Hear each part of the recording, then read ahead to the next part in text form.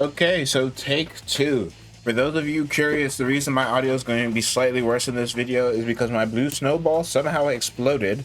So I'm using audio relay to record audio from my phone to be my mic.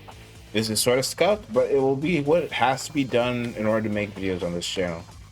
Um, I said this in my Grand Blue video, but most of you guys understandably don't watch Grand Blue because y'all don't care about it. So I'm just explaining that here. So I made a video recently about frequent multi-blood bad habits that I see in mid-level play, and in it I mentioned a whole bunch of bad habits that I probably could have made like a full video on that I just didn't want to at the time. And I was thinking about that while at work, and I was like, maybe I could go in depth about some of these topics for a video. And one of those topics was defense. So this is just going to be one of those podcasty types of videos. I'm just going to be practicing H-Kkohaku combos with just music in the background. So this is sort of just something you put in the background. I'm not going to be showing examples here. I'm just going to be talking about Melty Blood and how I see it. So yeah, just that's your warning. So I think a lot of people's issues with defense in Melty Blood stem from the belief that they have to get a hit or do something to win defense as opposed to just not lose.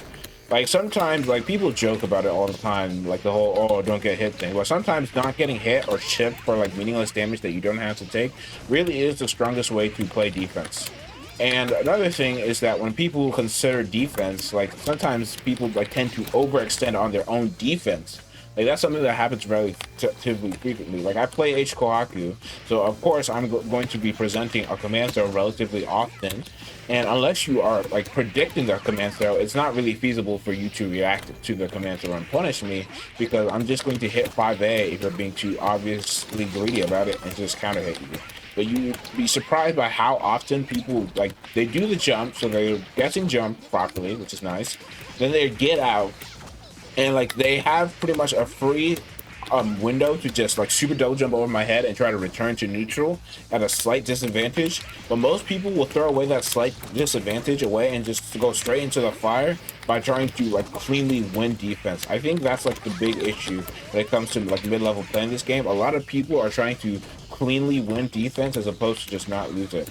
Like, what do I mean by like not losing defense? Like the obvious example of losing defense is like getting hit, but you do need to like recognize that there are like different types of hits. For example, like let's just say you're playing versus like H-Kkohaku, because I play H-Kkohaku and H-Kkohaku is the only thing on my mind at all times.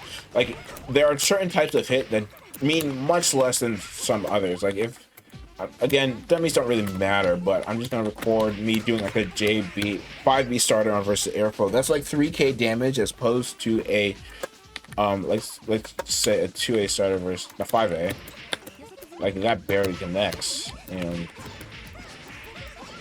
that's like 2.8k, and you're probably going to reduce some of that. So like if you get like randomly hit in the air by like a non-counter hit, the damage is just generally much lower compared to getting hit with a 2A on the ground. And even if I don't do that good a combo, it's almost like a whole 1500 more damage on average, and like that's without reduce, of course, so it'll be a little bit lower in a real fight. But generally, a lot of people need to realize that sometimes getting hit by stuff on defense is not losing defense, as long as you're getting hit in an annoying way. Like for example, the most common way to like be annoying on somebody's defense is to get hit airborne frequently versus a character that cannot like consistently convert that into huge damage. Like this technique doesn't work that well versus C-Arc and characters like Satsuki, who can route into high damage off of like regular non-counter hit air buttons. Not air buttons, but regular non-counter hit versus the air. Like the amount of characters that can do that is like really low. So generally this is a super strong strategy versus most of the cast. But versus those two, they both have normals that like spike on the ground that they have easy access to, or in Satsuki's case, she can just like 623C, boom, you're going to eat like 5k. But generally getting hit in the air is like not a big a deal as long as it's not a counter hit, because most of the like regular hit air button like BC air throw combos in this game do like relatively pitiful damage, because in the air you have a higher modifier for defense. Like you take 3/4 of the damage you can take on the ground, and you take about 1.2x damage when crouching. So in the air, getting hit by like a stray shit is not as bad as getting hit by stray shit on the ground. Also because it's generally a lot easier to confirm shit on the ground than it is to confirm random air hits. So a lot of people Like it's like maybe if you're trying to like be greedy after a jump on the throw, like I was talking about earlier. Oh, my power just went out for a second. Uh-oh, that might be an issue in like 5 minutes. So maybe if you're being greedy after the throw and you decide to like jump, instead of like landing with a button, maybe you land and you like block for a second and then like fuzzy mash like 2A or some shit. Because like that assumes you don't get like 5A like immediately for like, you know, landing in front of the opponent. And again, the smarter thing to do is to just go straight back to neutral, even if it's neutral at a slight disadvantage.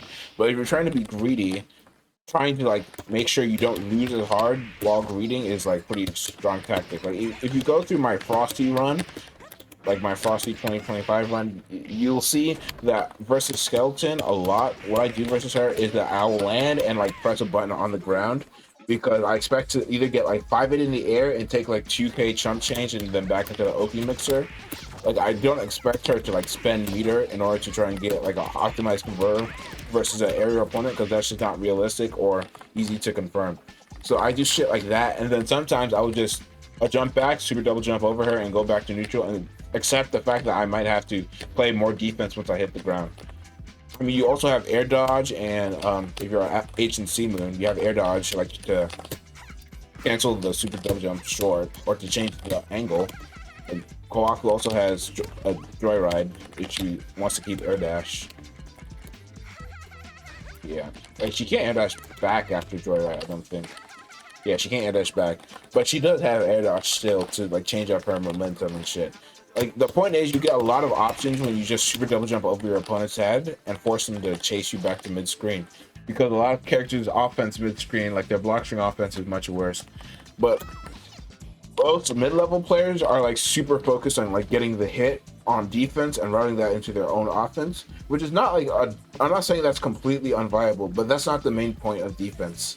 Another aspect of defense that usually gets like forgotten about is how you need to manage your meter even on your own defense. Like C and F moons have that job a lot easier, and they're even able to manage their opponent's meter with the power of EX guard, the most broken mechanic in this game. H-Moons can't do it as easily, and generally what H-Moons will be doing is that they'll be using like their half-moon bunker in order to manage their meter. I mean, like you can always spend it early in order for like trying to make a comeback or trying to just reverse momentum, but that's generally not as strong as using it to enforce offense. Like usually using H-Moon bunker is like better as a win more tool than it is as a get out of jail free in like heavy quotation marks. That's a fucking bar of meter. Like people keep saying it's a get out of jail free when it's a bar of meter for moons that generally generate less meter than the average moon, and also just don't have as much, aren't able to stockpile as much of it as anyway. So it's, like, it's not really get out of jail free, but like yeah, whatever. Especially since most C and F moons can get out of pressure with just well-timed EX guards and up backing. I mean, honestly, another thing about defense that I probably should talk about in this more rambly sort of podcast video is that up backing is a lot weaker than just regular J8 and J9. Like, I think J9 on defense is one of those things that as you play more, it's like a lot stronger than you give it credit for, and depending on what character you play, you'll realize really quickly that you probably should be like fuzzy jumping with J9 as opposed to J7. Like fuzzy jumping J7 is like a fuck ton easier. I play on the arrow key, so like fuzzy jumping J7 is like so fucking free. Fuzzy jumping J9 is actually like difficult to me because I can't like cheat it. I can't SOCD clean it because I do left press right equals neutral instead of last active. Like I used to do, but yeah. I mean, I could change my fucking SOCD to left plus right equals fucking last input, but I find it weird for this shit. I mean, I probably should keep it on this, but I keep forgetting to double check my SOCD all the fucking time. But point is, back out of the bullshit SOCD talk. If you J9 on your defense. Like if you J9 on defense, if you have a cross-up air normal, you are threatening the cross-up air normal almost immediately. So this is what's super strong because like you're crossing over them with a cross-up air normal, and they have to recognize the fact that their 5A can randomly just fucking get crossed up like this, or they're going to be like dealing with a sort of weird situation where you're behind them with like a relatively good threat. Like J9 on defense is really strong too, because you can also shoot J9 into, like if you super double jump early on J9, you get to go over their heads. But also if you J9 like this, you can like mix them up because you still have your super double jump, and you can only super double jump towards your opponent, but you're going to try to use your super double jump to jump over their head, right? So you do something like J9 air dash, oops, oh, I'm going this way, oh nope, I'm actually going back into the mid screen. Like you have so much options after super double jump. Super double jump is like one of the most powerful tools in the game generally, and JG was like the biggest proponent of super double jump, but he doesn't like talk in LGNA anymore pretty much. So a lot of people are just not using it in their neutral or in their defense as often. Like JG's big thing is that anytime you get hit in the air, like let's say you air block something, his deal is that you should always like super double jump after it. Let me see if I can get the dummy to do something like that. I don't even know if this is a fucking option for super double jump. Yeah, normal, and we do it. We set the dummy to jump and all block. I think this would work. I don't know. I don't even know. Yeah. According to JG, this is like pretty much the strongest defensive option in the game, and he's not wrong. Because, like, yeah, if I'm fishing with JAs, it's not as strong. But if I'm fishing with a JC, like, you're seeing that it's like relatively hard. Are they just not gonna super double jump if hit by JC? Oh, I think it's too low for the super double jump. I don't know. I don't know what the fucking dummy's doing, Brian, man. Like it's a lot harder. Is it not doing anything when I press the B button? Bro, it's not doing anything when I press any button. Wow, that's such a weird dummy thing. Bro, it's probably fixed on like the bleeding edge version. There's probably just some weird jank in this version. Anyways, like doing that super double jump on defense when you get hit by random moves in neutral is like generally strong, because this proper response to do when you land an air normal like this is like to either air dash or just land to the ground and take advantage. And the super double jump, you still keep your air dash, so you can still slightly mix up your options and present a threat. Because you, again, you can always like cancel with air dodge or some shit like that. Like defense in this game is like really, really, really interesting, and there's just so much to it that I don't understand. I don't get. Man, sometimes I like make these videos. I decide to talk about something, and I look at what I'm saying, and it's like, dude, do people will people be able to get any use from this? Well, I hope y'all are able to. Well, not work. Man, these dummies are sometimes weird. Yeah, so super double jump in the air when you get hit by or tagged by some random bullshit and you're blocking it is super, super strong. Like when people are doing shit like this in the corner, like super double jumping as soon as you get the option to, and immediately going back to block is actually generally a strong option. I mean, you do sometimes get into situations where your super double jump gets tagged like that, and you're forced to block, which can be bad because it can lead to an air unblockable. But generally, it's situations like that can occur where you just get to go straight into neutral for free, and you get to avoid the situation. Like super double jump after blocking something when you're both in the corner is like so strong, because it's just, you have air dash and you can always present air dash at any moment when you're super double jumping, so you get to mix up your landing by significantly a lot, because you can always just air dash back towards your opponent.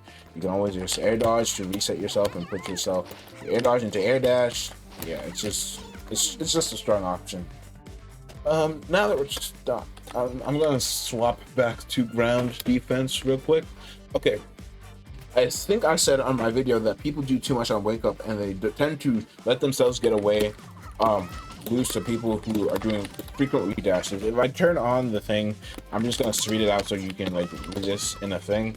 But generally, when you do a redash in this game, like the fastest redash that a lot of characters can do is like 6-ish frames if they want to cover any distance. Like if they want to actually regain ground with their redash button, like Kohaku redash 2A is 12 frames. So if she 2A's redash 2A perfectly, frame perfectly, it is like 12 frames. and like that's a lot of time. Like that's pretty much the same timing as like 2A into like 2C. I think that's also like a 12 frame gap. And that gap is huge. So generally, it's like if people are redashing at you frequently, they are like overextending by a fuck ton. Like redashing in this game is never really free unless you're going against like Scion, like C Scion and Hisui are like the two characters that like redash at you and you're like, damn, this shit sucks. Like all the other characters that redash at you usually redash at you with some sort of bullshit like super plus normal or a special that allows them to like redash at you because you're still in block stun, so you can't even fucking match them if you wanted to. Like in like Akiha's case, Akiha does like the pillar, like the slightly charged pillar that's like +1 on standing, and then she has her one frame dash startup, then you can cancel into normal, but normally she just slides for a little bit and then press the normal, and it's a block string pretty much. Unless you like high guard the pillar, in which case it's not a block string anymore and you can interrupt, but like that's hard counterplay. So generally when people are redashing at you, they're overextending. So when you see redash points in like someone's offense, you do need to take note of those as like points where you can threaten like J9, J8, and J7. And these all have different purposes. Like J7 usually puts your feet up as ASAP. Like if you jump back with a JA, normally your feet get off the ground like as soon as possible. So if you like rising JA, a lot of like even high hitting 5 days will like whip you, but you kind of force yourself to like, you can't air dash back after jump back JA. It's also a frame slower than like jump 9. The thing with jump 9 is that if you decide to not commit immediately to a JA, is that your feet kind of lag behind you, so it's a lot easier to like 5A, a J9, or a J8. Like J7 is harder to 5A, but it's a frame slower to compensate because like the hitboxes on most J7s are like scrunched up a lot higher than they are on J9 and J8, which are pretty wide vertically. And like J7, like of course, is retreating. I mean, also characters have different heights on all their jumps, so some characters have better angles to like. Some characters have better angles on the J7 or the J9 compared to like some other characters. So I guess this is sort of like hyper specific, but like generally J7 and like in the corner is much less powerful because outside of the hurtbox shifting, which you can just do with it immediately jump A, like you're sort of just like the thing with J7 in the corner is that you're blocking through all of it and you don't have to like worry about drifting. Like J8, like you kind of want to like threaten drifts when you're J8ing in the corner, so you can like drift over your opponent, right? So when you're doing that, you can't block, and because if you block, you don't drift as far. Like there's a timing when you're allowed to block. So during this point, when you're rising, for like the first half of it, you're not blocking, which is the scary part. So if they like air chase you, or they try to like reset with IED to cover both jump and staying in the corner, you can get in trouble and get randomly hit by that. Like J7, you don't have to worry about blocking at all because you're just blocking. You should ideally be blocking through all of J7, but like you're making no progress out of getting out of the corner, and all you're really doing is getting a slightly better hurtbox. Like J7 in mid screen pressure is super duper strong because again, there's so much space that, and super double jump is such a strong option. That like pressing, you can just jump 7 and like land with a button in some cases, or you can jump 7 and immediately ID back and swing a button to discourage people from chasing in mid-screen offense. But that's not like really in the corner. That's really just a timing mix-up, and most characters will just 5A you or like hit their anti-air in this situation because like reacting to air dashes when your opponent's in the corner or when you're in the corner, it's a lot easier than reacting to them in like raw neutral, unless you're like hyper telegraphing something. So I mean, yeah, okay, yeah. Going back to defense, I talked about redashes a little bit. Like maybe I'll probably revisit this topic like with a well-structured video in the near future, but I just really wanted to like air out some of my thoughts on defense real quickly. I'm just trying to go through my head real quickly and think if there's anything I'm trying to talk about. Oh right, huge gaps like this. I've been considering this in my offense recently, like doing shit like this that's like super duper minus. because it's like surprisingly strong, especially since for my character, because she has 2C, so people aren't like normally after this gap I'm +2, but what a lot of people do is that they either dash block or they dash button, because like Kohaku's dash is a lot worse than most other characters' dash, so it's not as scary to deal with. Yeah, that's because that's generally the idea, right? Because my dash is much less scary to them than my 2C. They dash block or dash 2A in order to try to stuff to 2C, or they'll just like hold down in the corner down back, and as soon as they don't see the 2C, they'll hop out like the J8 and try to go back to neutral, right? So doing stuff like this that like is super duper long and super minus, but it's punishable. But like in order to punish it on reaction, you have to like stop giving attention to other stuff. Like if you're trying to look for this on reaction, I can like dash 5A versus you. So that's something about defense that's really, really difficult, like the mental side essentially. There are a lot of things like that where like maybe like on paper,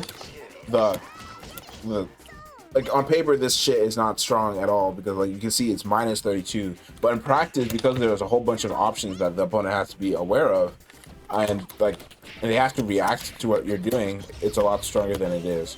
In regards to this on defense, normally it's just like a matter of like paying attention to when your opponent is presenting these and how you can like beat them without taking too much of a risk, because the point of overextending on offense like this, or like just giving up a fuck ton of space, is to goad your opponent into doing something stupid in order to try to take the space back. So generally, like the strongest thing to do in these sort of situations is to like walk, block. Just walk a little bit, block, because like dashes, you're pretty prone to being stuffed out, because most dashes have like 10 frames of don't block after on them. Like people say Aki have dash block is frame 2, it's not, it's like frame 7 or something. It might be frame 9, but the point is Aki dash block is not like particularly good.